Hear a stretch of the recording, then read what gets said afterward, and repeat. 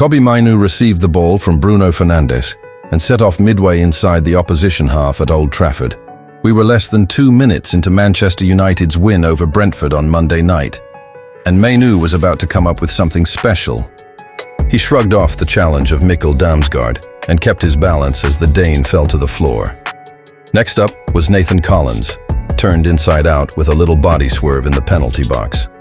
But best of all was the exquisite flick with the inside of his right heel that took the ball away from Yehor Yarmolyuk before squaring it to Amad Diallo and still managing to stay upright as goalkeeper Koeman Kelleher lunged in. Only the faintest of touches by Sepp van den Berg in front of goal prevented Diallo's shot from going in and denied Mainoo one of the assists of the season. The young United star has been impressive since coming in from the cold under Michael Carrick. But this was a reminder of the magic in Mainoo's feet, the kind we saw when he scored those unforgettable goals against Lion Wolves in Liverpool after breaking through at United. It is what makes him a shining jewel of United's famed academy, and potentially one of the greatest English midfielders of his generation. What on earth was Ruben Amorim thinking when he cast him out at United and pitched him in direct competition with Captain Fernandes for a place in his team?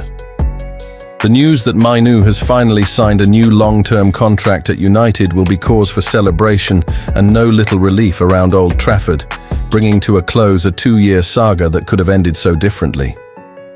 Now the 21-year-old can be the heartbeat of this United team for years to come, just as he always seemed destined to be.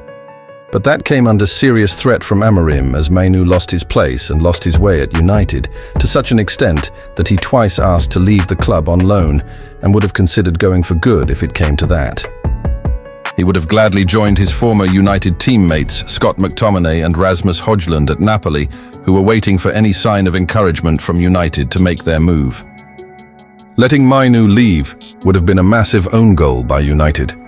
An act of unforgivable negligence by a club that had already shown the door to 2 more of its academy stars in Marcus Rashford and Alejandro Garnacho after they fell out with Amorim. And let's not forget Højlund either. That photo of him, Mainoo and Garnacho perched on the perimeter fence at Old Trafford, celebrating a goal against West Ham in February 2024, seemed to capture the future of United.